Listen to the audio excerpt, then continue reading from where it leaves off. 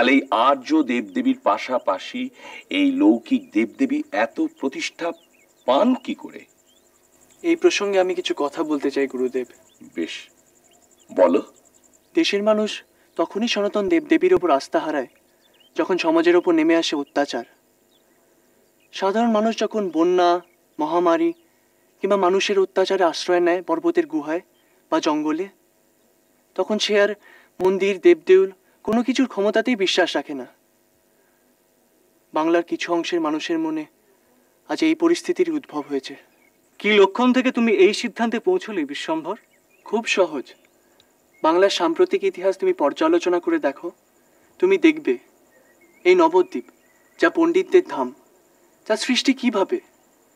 বিভিন্ন অঞ্চল থেকে বিভিন্ন পণ্ডিত পরিবারের প্রতিনিধিরা একত্রে এসে মিলেছেন এই নবদ্বীপে, বিশেষত বৈষ্ণবেরা। কিন্তু কেন এসেছেন তারা? জীবিকার তাগিদে এসেছেন, একত্রিত হবার তাগিদে এসেছেন। কারণ বৈষ্ণব বলো, শৈব বলো, শাক্ত বলো, এরা সবাই আজ বুঝতে পেরেছেন যদি ধর্মান্তরিত না হতে হয়, যদি অত্যাচারিত না হতে হয়, যদি শাসনের বিরুদ্ধে, যবন রাজার অন্যায়ের বিরুদ্ধে রুখে দাঁড়াতে হয়, তাহলে একত্রিত হওয়া প্রয়োজন। শুধু এই কথা বলছো কেন ভাই? আমাদের পূর্বপুরুষ এসেছিলেন চাটিগ্রাম থেকে, আর তোমরা মিশ্র পরিবার, তোমরা এসেছো শ্রীহট্ট থেকে। আমাদের সবার আসার কারণ কিন্তু এক নয়। এমন নয় যে গৌড় বাংলার যে সমস্ত অঞ্চলে আমাদের মুলুক ছিল সেখানে আমরা খেতে পড়তে পারছিলাম না, তা নয়। বাংলা কৃষিতে উন্নত দেশ, উর্বর তার ভূমি। এছাড়া এর বিস্তৃত অঞ্চল জুড়ে ছড়িয়ে দিয়েছে অসংখ্য হস্তশিল্প, কুটির শিল্প। সুতরাং খেতে পড়তে পারছিলাম না তা ঠিক নয়।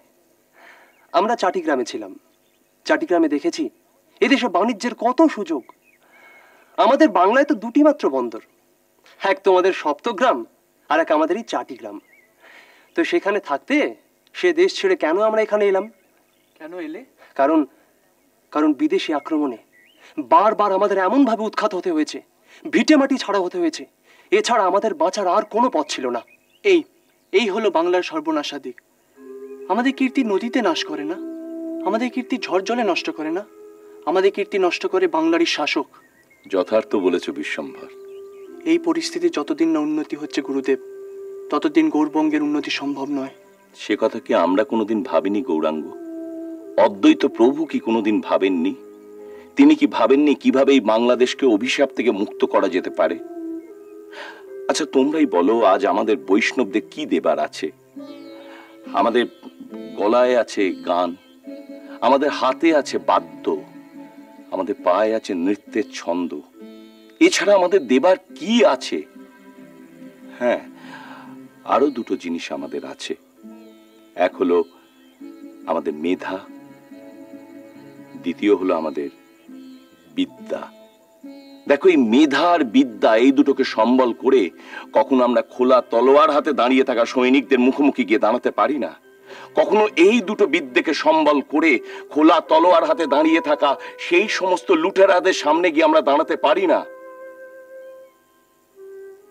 তার জন্য আমাদের অন্য কোনো পথ নিতেই হবে।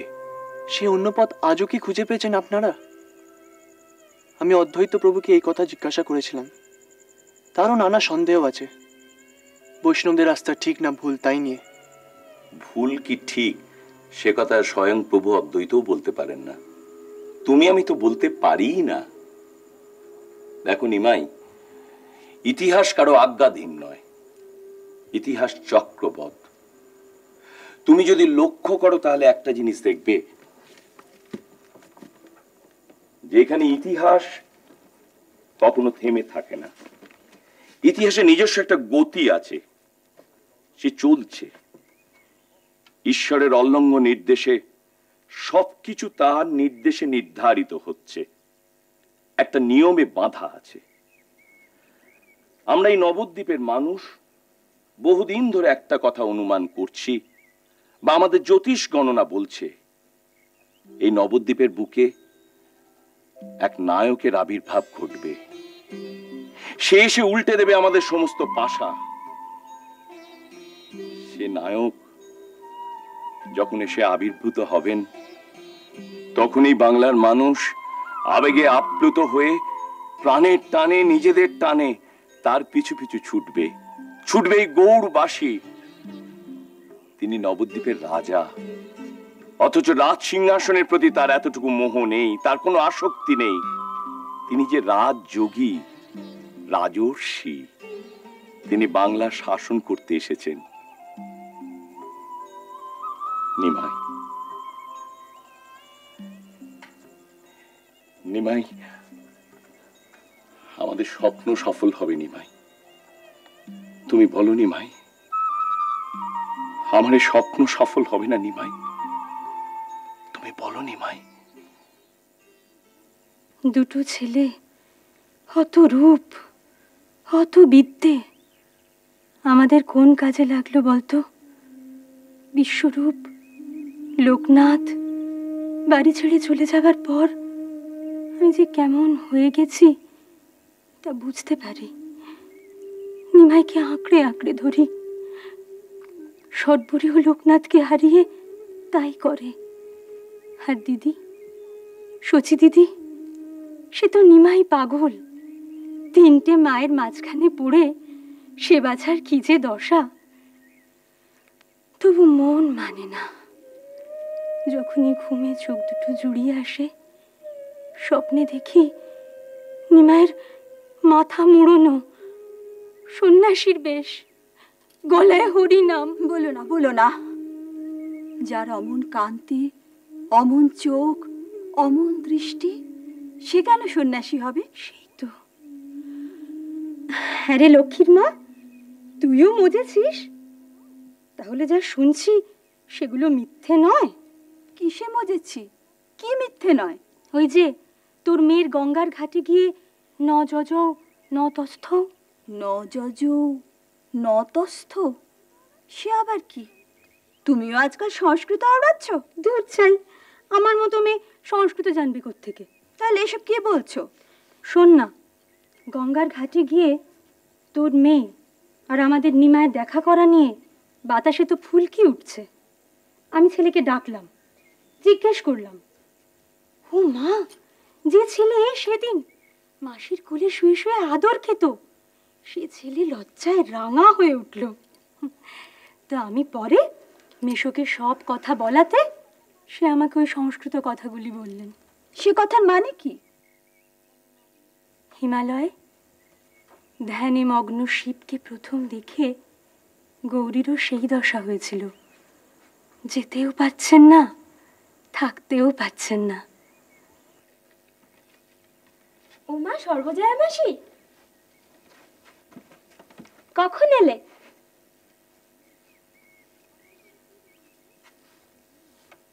অমন করে কি দেখছো গো? দেখছি কানুর পাশে তোকে কেমন মানায়। কানু? কালো ছেলে আমি বিয়েই করব না।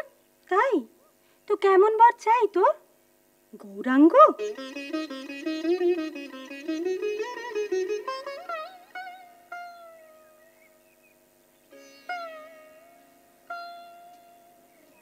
হ্যাঁ, সোনার গৌরাঙ্গ।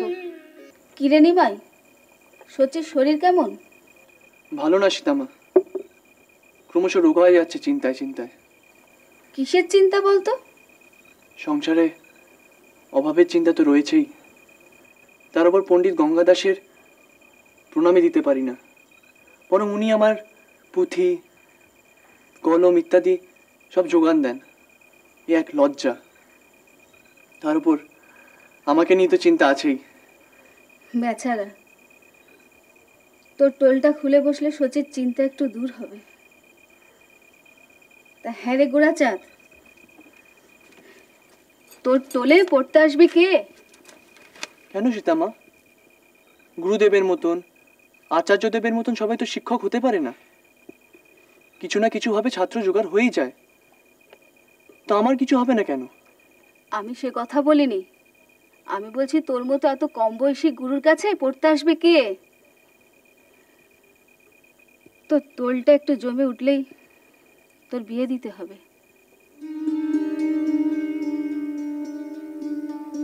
কিরে, ভাবে যে একেবারে বিভোর হয়ে গেলি? কিছু না সীতামা, কিছু না। আমি ভাবছিলাম ঈশান দাদাকে নিয়ে আমি একবার শান্তিপুরে ঘুরে আসবো। তোমার কোনো আপত্তি নেই তো? আপত্তি কিসের? এ তো খুব ভালো কথা, কিন্তু নতুন টোল খুলে বসতে না বসতেই। না, আমি কিছুদিন পরে যাব, কিন্তু আমার শান্তিপুরে যাওয়া খুব প্রয়োজন। কেন রে? ভূভারতে এমন কিছু পুঁথি আছে যা কেবলমাত্র আচার্যদেবের শান্তিপুরের বাড়িতেই রয়েছে, এবং তিনি স্বয়ং আমাকে অনুমতি দিয়েছেন সে পুঁথিগুলো ব্যবহার করার। আমার পূর্বপুরুষ কর্ণাটের রাজা ছিলেন, আপনিও ব্রাহ্মণ, তাই যদি কোনো আপত্তি না থাকে। আপত্তি আমার বিন্দুমাত্র নেই। আমি শুধু ভাবছি এই প্রবল গ্রীষ্মে আপনার জলটুকু শেষ করে দেব। সেসব ভেবে কোনো লাভ নেই। আপনি আসছেন গৌড় থেকে, আমি চলেছি গৌড়। পথে আপনি কোথাও জল পাননি, আর এদিকে পুকুর 2 ক্রোশ দূরে। আমি গৌড় থেকে আসছি আপনি কেমন করে জানলেন? আপনি তো ঘুমোচ্ছিলেন। আপনার হাতে এই যে মিষ্টান্নের চুপড়িটি দেখছি, এটি এদিকে পাওয়া যায় না, এটি রাজধানীতেই পাওয়া যায়। এদিকে মিষ্টান্ন বিক্রি হয় কাঁচা পাতার দোনায়। বাবা বাবা, আপনার বুদ্ধির তো বিশেষ তারিফ করতে হয়। তা কোন রাজবংশে আপনার জন্ম বলছিলেন? আগে আমার নাম অমর। আমার পিতা কুমারদেব কর্ণাট রাজ অনিরুদ্ধ দেবের বংশধর ছিলেন। অবশ্য বহু যুগ ধরেই আমরা এই বঙ্গের বাসিন্দা। তা হঠাৎ এই বঙ্গে কেন? উৎখাত হয়েছিলেন নাকি? তা একরকম উৎখাতই বলতে পারেন, তবে সেসব রাজনৈতিক অভ্যুত্থানের কথা আমরা খুব একটা জানি না। আমাদের অবস্থার অবনতি হয়েছে, আমরা বারবার ঠাঁই নাড়া হয়েছি। আমার পিতামহ শেষবার ওই বাস্তুহারা হয়েছিলেন, তখন তিনি থাকতেন নবহট্টে। সেখান থেকে তিনি চলে যান ফাতেয়াবাদ। ফাতেয়াবাদ? শুনেছি তো সেখানে আবার গৌড়ের শাসন চলে না। হ্যাঁ, আপনি ঠিকই শুনেছেন, তবে এখন আমরা গৌড়ের কাছাকাছি চলে এসেছি। আমাদের গ্রাম গৌড় থেকে এই পথ দিয়ে যেতে হয়। আচ্ছা, এবার তাহলে আমার নিজের কথা কিছু বলি। আগে এই অধমের নাম হলো স্মৃতিকণ্ঠ বাগচি। আমার পেশাটা কিঞ্চিত বিচিত্র। আমি পুঁথিপত্রের ব্যবসা করে থাকি। বুঝতেই তো পাচ্ছেন, হ্যাঁ, ব্রাহ্মণ মানুষ, যা তা ব্যবসায় তো আর নামতে পারি না। আমার কিছু সঙ্গতি সম্পন্ন যজমান আছেন, তাদের দাক্ষিণ্যেই আমার চলে যায়। তাই প্রখর গ্রীষ্মে পায়ে হেঁটে কোথায় চলেছেন? যেখানে চলেছি সেখানে যাবার সন্ধান তো জানি না, তাই পথে নেমেই খুঁজতে খুঁজতে চলেছি। ও, তা আপনার গন্তব্যস্থলের নাম কি? নাম হলো দরিয়া পুকুর। সেখানকার কোতোয়ালিতে আমাকে একটু যোগাযোগ করতে হবে। দরিয়া পুকুর কোতোয়ালি? হ্যাঁ। তাহলে তো আপনার তাড়াহুড়োর কোনো কারণ নেই। আপনি এই পথ দিয়ে সোজা চলে গেলে একটা তেমাথার মোড় পাবেন। সেখান থেকে বাঁদিকে ঘুরলে আপনি একটা দিঘি পাবেন। সেই দিঘির উল্টো দিকেই দরিয়া পুকুর কোতোয়ালি। বাহ বাহ, আপনি আমাকে বাঁচালেন। যদি কিছু মনে না করেন, জ্যেষ্ঠ হিসেবে আপনার কিছু পরামর্শ নিতে পারি? আপনি এত দ্বিধা করছেন কেন? আপনার কি জানতে ইচ্ছে হচ্ছে বলুন না। গৌড়ের সুলতান আলাউদ্দিন হোসেন শাহ হিন্দুদের কোনো কাজকর্ম দেন? মানে আমি বহুদিন আগে, তখন আমার খুব ছোট বয়স, তখন রাজকর্মের ডাক পেয়েছিলাম, কিন্তু তখন বয়স অল্প, শিক্ষাও শেষ হয়নি। এখন বেরিয়েছি ভাগ্যের অন্বেষণে, তাই আপনার পরামর্শ চাইছি। বেশ তো, তা আপনার বিদ্যা বুদ্ধি কত দূর? আগে বুদ্ধির পরখ তো করা হয়নি, তবে লেখাপড়ার মধ্যে ওই সংস্কৃত, আরবি, ফার্সি আমি জানি। ফার্সি ভাষায় আমি হিসেব করতে পারি, এবং বাস্তুশাস্ত্র এবং জরিপ শাস্ত্রে আমার কিছু ব্যুৎপত্তি আছে। ওরে বাবা, সে তো অনেক। আপনাকে দেখে তো বোঝবার উপায় নেই। হ্যাঁ, তা আপনি এক কাজ করুন, আপনি বরঞ্চ ওই গৌড়ের অধিকারী সুবুদ্ধি রায়ের এই শরণাপন্ন হন। তিনি খুব গোঁড়া হিন্দু, তবে আপনার মতো তরুণকে তার পছন্দ হতে পারে। তবে আমি যে তার নাম বলেছি, এটা যেন আবার গিয়ে তাকে বলবেন না। না না না, আপনি একেবারে নিশ্চিন্ত থাকুন। তবে আমি কিন্তু একটা কথা বুঝতে পারছি যে গৌড়ের বেশ বড় বড় মানুষজনের সঙ্গে আপনার উঠা বসা আছে। না না, সে তেমন কিছু নয়, ওই পুঁথির ব্যবসা করি তো, তাই অনেকেই ঘরের ভেতরে ঢোকবার অধিকার দেয়। আর গৌড়ের সুলতান, তার সঙ্গে আপনার আলাপ আছে?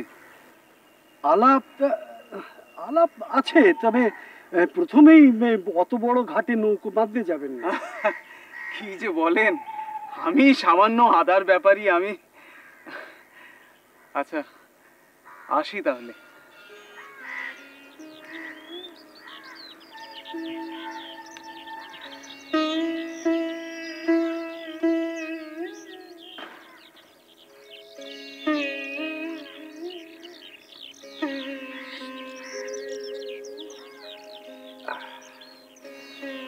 পথের আলাপ পথেই শেষ হবে কিনা জানি না, তবে আপনাকে আমি কোনোদিনই ভুলতে পারবো না। নমস্কার, আসি।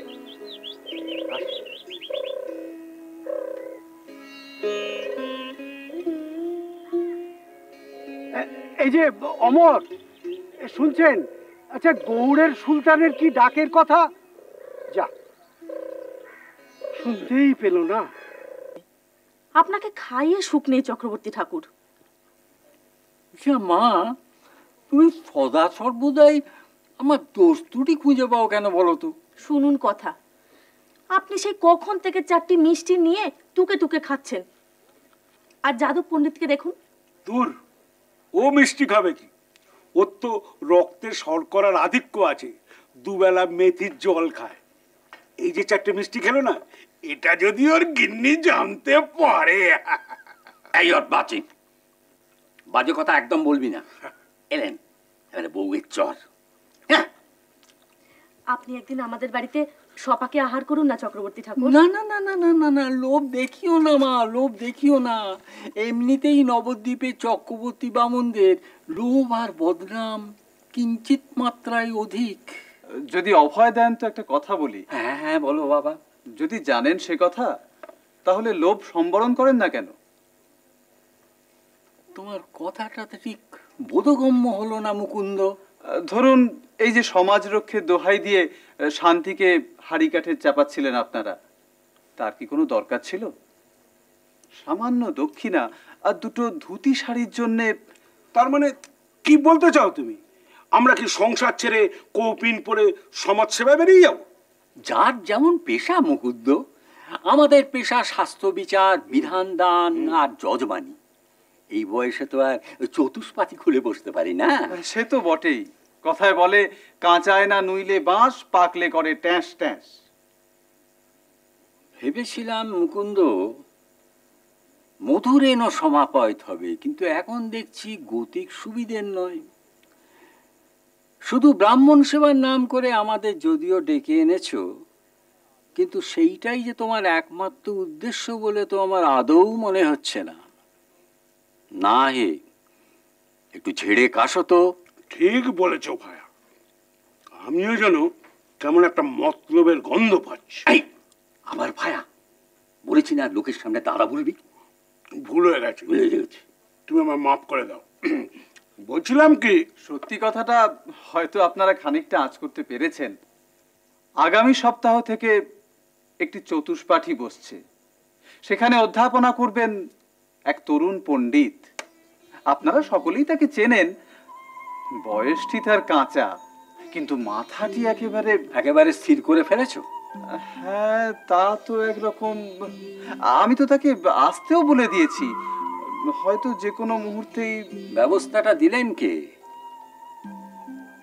আগে অদ্বৈত আচার্য। হ্যাঁ, আচ্ছা, সেই নবীন পণ্ডিতটির নামটা কি জানতে পারি? পণ্ডিত বিশ্বম্ভর মিশ্র, স্বর্গত জগন্নাথ মিশ্রের পুত্র, আমাদের নিমাই। অসম্ভব। অসম্ভব কিসে? মাত্র 16 বছরের একটা শিশু। আপনাদেরই তো বিধান আছে, প্রাপ্তে তু ষোড়শ বর্ষে পুত্রে মিত্র পদাচরে। বিশ্বম্ভর পণ্ডিতের ক্ষেত্রে সে নিয়ম খাটবে না। অত কৈফত দেব না মুকুন্দ। আমি নিশ্চয়ই নবদ্বীপের ব্রাহ্মণ সমাজকে এই কথা জানাবো, কিন্তু জেনে রেখো এটা আমরা মানবো না। অতটুকু একটা ছেলে বিদ্যে বুদ্ধিতে নবদ্বীপের বহু তাবড় তাবড় পণ্ডিতকেও ছাপিয়ে গেছেন। এটাই কি আপনার আপত্তির প্রধান কারণ চক্রবর্তী ঠাকুর?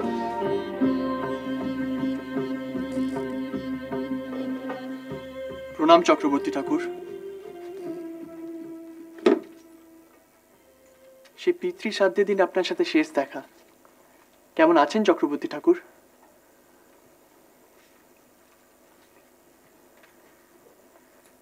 একটু বসে যান ঠাকুর, আপনাদের আপত্তির কারণটা জেনে যাই। তুমি কি সবই শুনেছো নিমাই? কথাবার্তা তো গোপনে হচ্ছিল না বউ ঠাকুরুন। আর তাছাড়া আমার জন্য আপনাকে অনেক অপমান সইতে হয়েছে, সেই জন্যই জানতে চাইছিলাম। দেখো বিশ্বম্বর, এই বয়সে কেউ টোল খুলে বসে না, সবকিছুর একটা বয়স আছে, কি বলো? শান্তিলতার বিয়ে নিয়ে যে নাটকটা হয়ে গেল, অদ্বৈত আচার্যের শিষ্যরা তার মধ্যে ছিল। তুমি হলে নাটের গুরু, তা এই সরলমতি শিশুদের ভার তোমার মতো পণ্ডিতের হাতে ছেড়ে দিলে তো আর। ঠিকই, ঘাটের মরাদের বিয়ে বন্ধ হয়ে যাবে, কুলিনদের প্রতিষ্ঠা কমে যাবে। কি বলছো মুকুন্দ দাদা? ওনারা বিপ্র শ্রেষ্ঠ শিরোমণি, ওদের বিধান মেনে নিতে হয় বই কি। বলুন ঠাকুর, কি চান আপনারা? টোল খোলার সিদ্ধান্ত থেকে তুমি সরে আসবে। বেশ, তাই হবে।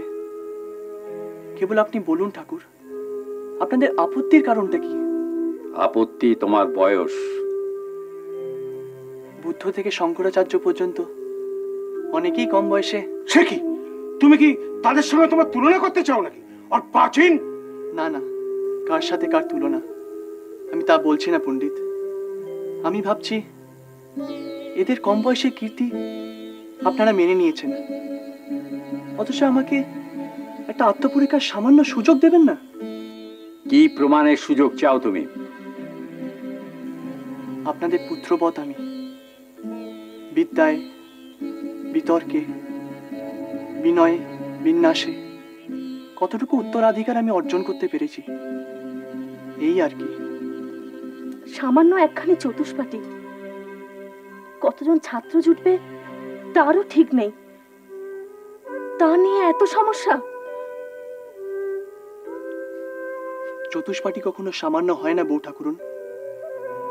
জাতির ভবিষ্যৎকে সে মানুষ করে, যে কোনোই জাতি হোক না, বিদ্যালয় হচ্ছে ভবিষ্যতের আতুর ঘর। আচ্ছা, বলি তো দেখছি অদ্বৈত আচার্যের মতো। আগে হ্যাঁ, তিনি, গঙ্গাদাস পণ্ডিত আর স্বর্গত পণ্ডিত জগন্নাথ মিশ্র, এরাই আমার গুরু। কাজে যা শিখেছি সবই তাদের কাছে। সে কি হে, এদিকে তোমার বিদ্যের যে খোল করতাল শুনি, তাতে তো মনে হয় তোমার গুরুর সংখ্যা এক গুচ্ছ। তাও আছে পণ্ডিত, যত মানুষের সাথে মিশি তত শিখি। আকাশের নীল দেখে শিখি সারল্য, পিঁপড়ের সার দেখে শিখি শৃঙ্খলা, মৌমাছির চাক দেখে শিখি সংগ্রহ। বেশ বেশ, ঢের হয়েছে। তোমার জ্ঞান চর্চার একটা পরীক্ষার বন্দোবস্ত হোক, আর এই দালানেই হবে সেই তর্ক। কবে পণ্ডিত?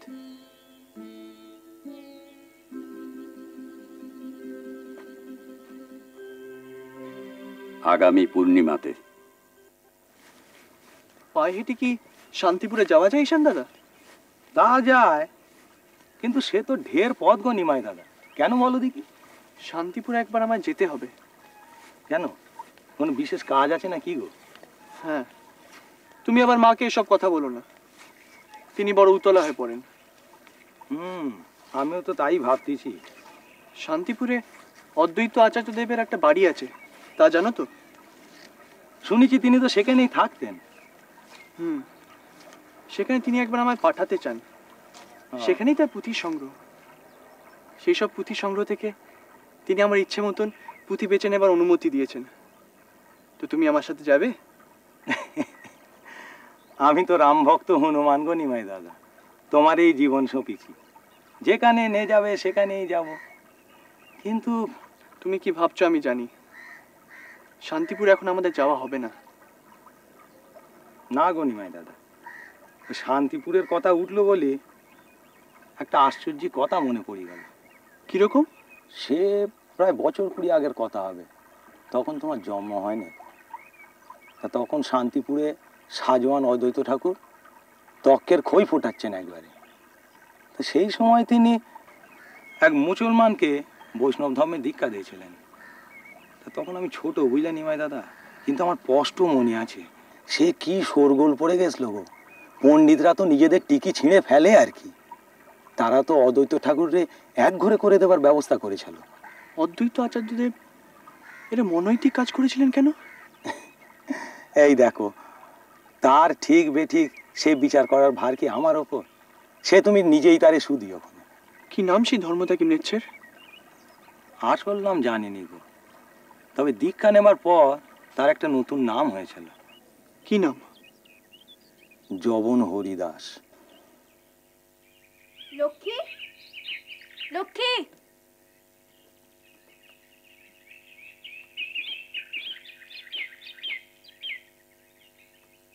এই লক্ষ্মী,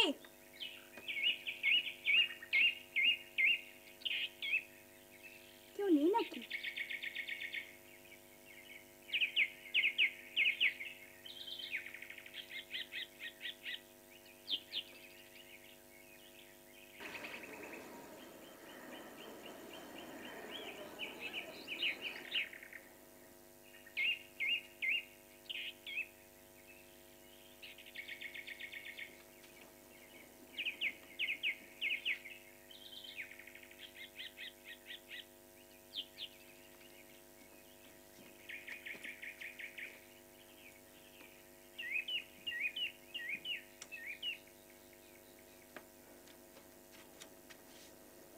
কখন এসেছিস ভাই গঙ্গাজল?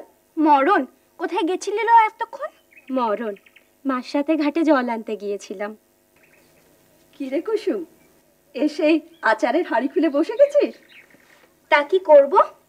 তোমরা মাইঝিয়ে জল আনতে গেছো তো গেছোই, বাড়ি খালি, হাহা করছে, কে কখন ঢুকে পড়ে তার নেই ঠিক। তোমাদের কোনো কাণ্ড জ্ঞান নেই? দুপুরবেলা ছিকেচুরি হবে, নবদ্বীপ এখনো অতটা খারাপ জায়গা হয়নি রে কুসুম, বাজে বকিস না। বলা যায় না গো, নবদ্বীপে এক নতুন চোর এসেছে। কাঁচা বয়স, কাঁচা সোনার মতো গায়ের রং, মুলিবাসের বাঁশির মতো গলার স্বর, অথচ অমন মানুষটার কাজ দেখো, চুরি করা। এ আবার কি হেয়ালি রে কুসুম? ওর ওর বায়ুরোগ হয়েছে মা। ওর কোনো কথা আমি মানেই খুঁজে পাই না। সারাদিন পাগলের মতন বকবক যে কি করে। তাই বুঝি? কোনো মানে নেই, কিচ্ছু মানে নেই। ও বুঝেছি, তা তোদের এই রঙ্গরসিকতার মাঝে আবার আর থেকে কাজ নেই। হ্যাঁ রে, তোর কোনো লজ্জা নাই থাকতে পারে, তা বলে আমার নেই মুখ পড়ি? তুই এসব কথা বলে ফেললে কি সর্বনাশটা হয়ে যেত বলতো? দেখ, আমার বুকের ভেতরটা এখনো ঢিপ ঢিপ করছে। এই দেখ। এটো এটো এটো, আচার খাচ্ছিলাম না, হাত সক্রিয় হয়ে আছে। খাবি? কোথা থেকে পেলি রে? চুরি করলুম। ধ্যাৎ, কেন? গোড়া চাঁদ যদি তোর মন চুরি করতে পারে, আমি কি এতই অভাগী একটু আচার চুরি করে খেতে পারি না? কেন এসব কথা পাঁচকান করছিস? আমি কি দড়ি কলসি জোগাড় করব? বালাই শার্ট, ফুলসজ্জায় তো দড়ি কলসি লাগে না। কি কথা পাঁচকান করছিস রে কুসুম? বলবই, দেখি কি করে আটকাস। কি বলছিস? কি বলবি? কি লুকোচুরি খেলা খেলছিস বলতো আমার? সে এক চোরের গল্প গো, সে গল্প শুনে তোমার লাভ নেই। আমার লাভ ক্ষতি আমি বুঝবো, বলতো কি হয়েছে?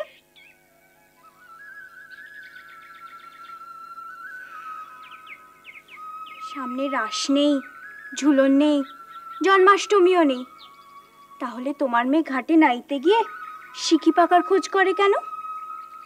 আমার মাথার দিব্যি রইল কিন্তু।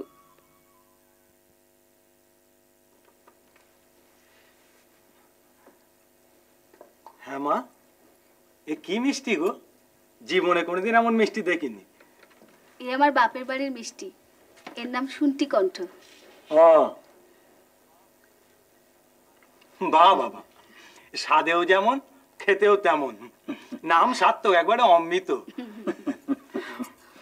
দেখো কাণ্ড, আমরা সারা জীবন অমৃত অমৃত বলে সাধনা করলাম, অথচ পেলাম না। ও দেখো কত সহজে অমৃত পেয়ে গেল। আপনার তো অমৃত লাভ হতেই পারে না আচার্য। কেন? আমার অপরাধ? আপনি বিধর্মী যবনকে ধর্মান্তরিত করেন, এ তো পাতকের কাজ। এ কথা তোমাকে কে জানালো? কে জানালো তা তো বড় কথা নয়, কিন্তু এত বড় অন্যায় আপনি কেন করেছিলেন? কিসের অন্যায় নিমাই? হরিদাস ভক্তদের মধ্যে সেরা ছিলেন, তুই তাকে দেখিসনি, দেখলে এ কথা বলতে পারতিস না। তাহলেও সীতামা, এভাবে ধর্মান্তরিত করা যায় না। কে তোমাকে শিক্ষা দিলে? আমার শাস্ত্র জ্ঞান। ধিক, ধিক আমার শিক্ষার, ধিক তোমার শাস্ত্র জ্ঞান। নিমাই, শুধু তোতা পাখির মতন শাস্ত্র কণ্ঠস্থ করেছ, হৃদয় দিয়ে তাকে উপলব্ধি করনি। গুরুদেব, ও গুরুদেব, আপনি রাগ করবেন না, তাতে আমার নিমাই দাদা সাপ নাকতে পারে। গুরুদেব, আমি আজও শিক্ষার্থী, বলুন কোথায় ভুল হচ্ছে আমার। অনেক ভুল নিমাই, অনেক ভুল। তোমার প্রথম ভুল, তুমি কানে শোনা কথায় বিশ্বাস করেছ। আচ্ছা, তুমি তো সমুদ্র দেখোনি। এখন কেউ যদি তোমাকে বলে যে সমুদ্র একটা বড় ঢেউতলা পুকুর, তুমি তাকে অগ্রাহ্য করবে তো? কেন করবে? করবে কারণ তুমি কালিদাসের রঘুবংশে সমুদ্রের বর্ণনা পড়েছ। দূরাদয়শ্চক্র নিভস্য তন্নি তমালতালি বনরাজি নীলা আভাতি বেলা লবনাম্বুরাশির ধারা নিবদ্ধেব কলঙ্ক রেখা। যবন হরিদাসকে তো তুমি দেখোনি। তার উপাখ্যান তোমার জন্মের অনেক আগের ঘটনা, অথচ তুমি চোখে না দেখে, তার সম্বন্ধে কিছু না জেনে, শুধু লোকের শোনা কথায় তার বিচার করে ফেললে তুমি। নিমাই, হরিদাস ভক্ত শ্রেষ্ঠ, সে যবন হলেও সে ভক্ত শ্রেষ্ঠ। তার মতন ভক্তি এ যুগে দুর্লভ। কিন্তু তাই বলে ধর্মান্তর? নিমাই, ধর্ম শুধু পথ, পথই তো সব হতে পারে না, পৌঁছানোটাই আসল কথা। পরশুরাম মাতৃহত্যা করেছিলেন, শ্রী রামচন্দ্র সীতাকে ত্যাগ করেছিলেন, স্বয়ং শ্রীকৃষ্ণ রাধাকে ত্যাগ করেছিলেন। এসবই পৌঁছানোর জন্য, লক্ষ্যে পৌঁছানোর জন্য। আমাদের ধর্মের পায়ে পায়ে শিকল, সেই শিকলকে ডিঙিয়ে লক্ষ্যে যদি শান্তি আর আনন্দ নাই দিতে পারি, তাহলে তো ধর্ম বোঝা হয়ে দাঁড়াবে। আজও যদি কোনো ভক্ত আমার কাছে আসে যার বিশুদ্ধ ভক্তি আছে, তাহলে তার ধর্ম বিচার না করেই আমি তাকে দীক্ষা দেব। এর পরিণাম ভেবে দেখেছেন? আমি আবার বলছি নিমাই, যা তুমি দেখোনি, যা তুমি জানো না, তাকেই অভ্রান্ত বলে ধরে নিয়ে তুমি আমার বিচার করছো। তোমার বিচারে আমি যদি দোষী সাব্যস্ত হই, তাতে আমার কোনো দুঃখ নেই, কেননা তুমি আমারই সৃষ্টি, আমারই শিষ্য। তবু আমি বলতে বাধ্য হচ্ছি, এই ক্ষেত্রে তোমার বিচার অভ্রান্ত নয়। তাহলে মন থেকে এই ঘটনা আমি মেনে নিতে পারছি না কেন? কারণ তোমার সংস্কার হলো এক উত্তরাধিকার, যা মানুষ জন্মসূত্রে, পরিবার থেকে, পরিবেশ থেকে সংগ্রহ করে। বর্তমানে যবন হরিদাস কোথায়? সম্ভবত শ্রীক্ষেত্রে। শুনেছি আমার দর্শন প্রার্থী, হয়তো নবদ্বীপেও আসতে পারেন। নিমাই, তুমি জানো হরিদাস হওয়ার জন্য তাকে কি মূল্য দিতে হয়েছে? ওগো ওগো, থাক থাক, সে কথা মনে পড়লে আজ আমি শিউরে উঠি। সে কথা আজ নাই বা বললেন। শোনো নিমাই, ধর্ম হলো শামুকের খোলসের মতো, বিশুদ্ধ জ্ঞান বিদগ্ধ চৈতন্যকে সে রহস্যের আবরণে ঢেকে রাখে, যাতে সংস্কার এবং আড়ম্বরের ছোঁয়া লেগে জ্ঞান বা চৈতন্য অপবিত্র না হয়ে যায়। সেই অমৃতের খোঁজ করো নিমাই, সেই অমৃতের খোঁজ করো। আমাকে দোষী করো, তাতে ক্ষতি নেই, কিন্তু নিজের জ্ঞান, নিজের বুদ্ধি, নিজের বিচার দিয়ে সত্যকে প্রতিষ্ঠা করার পরে। আমি শাস্ত্রজ্ঞ হয়েও কেন হরিদাসকে দীক্ষা দিলাম সেটা বোঝার চেষ্টা করো নিমাই। নিজের বুদ্ধি দিয়ে, নিজের বিবেচনা দিয়ে, নিজের জ্ঞান দিয়ে বিচার করে দেখো যে আমার সে দীক্ষা বৈধ কিনা। বেশ, কিন্তু আপনি আমায় পথ দেখান। এই তো আমার ছেলের মতো কথা বলেছে। নিমাই রে, তোদের বাদানুবাদে বড়ই ভয় পেয়েছিলাম, এখন আমি নিশ্চিন্ত হলাম। তুই আমার কাছে আসিস, তোকে আমি সব বৃত্তান্ত বলবো।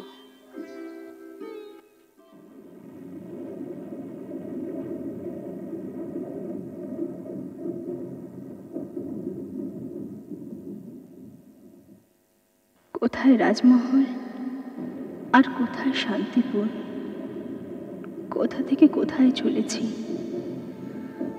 ওর বাবাকে যে আমি কথা দিয়েছিলাম সব ঝড়ঝাপটায় আমি আমার স্বামীর পাশে দাঁড়াবো, রাখতে পারলাম কই সে কথা। গোবিন্দ, রাধাবল্লভ, ত্রিপুরারি মধুসূদন, এ কোন বিচিত্র খেলা আমাকে দিয়ে খেলাচ্ছ ঠাকুর। বিশ্ব সংসারে আর সবাই গৌরীর অধিকারীকে জানে প্রখর বুদ্ধি, কূটনৈতিক হিসেবে। সে পরিচয়ের পিছনে আমার কি খেলা সে তো তুমি ভালোই জানো ঠাকুর। তবে আজ মন এত উচাটন লাগছে কেন? বাইরের এই ঝড় জল, অজাত বেজাতের এই পান্থশালায় কি করে থাকি আমি? এ কি পরীক্ষায় ফেললে নারায়ণ? তিনি কি করছেন, কি চাল চালছেন কে জানে। কমলাটা ডাহা বোকা, কিছুই বোঝে না। কি চালের পর কি চাল চালতে হয় কিছুই জানে না। ও অশান্তিতে আমার।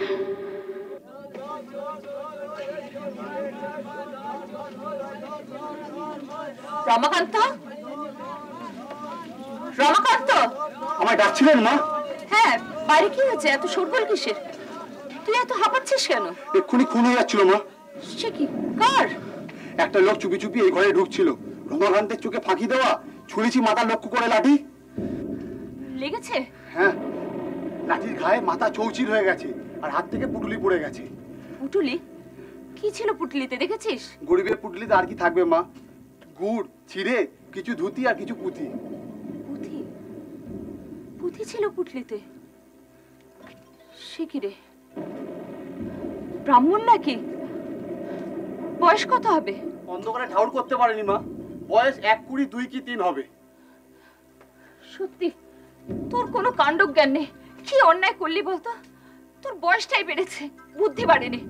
একটা বর্ষার রাতে একটা ছেলে আশ্রয় নিতে এসছে আর তাকে লাঠি ছুঁড়ে মারলি। তাকে তো ধরে রাখতে পারতি। তার হাতে কি লাঠি সোটা ছিল? অর্ধব কোথাকার। তার জ্ঞান আছে?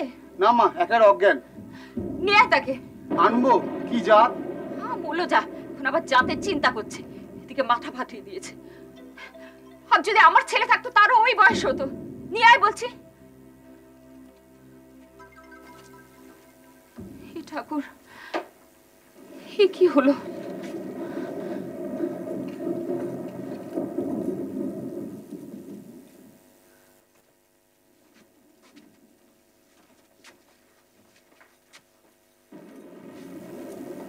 এখানে শুয়ে দে।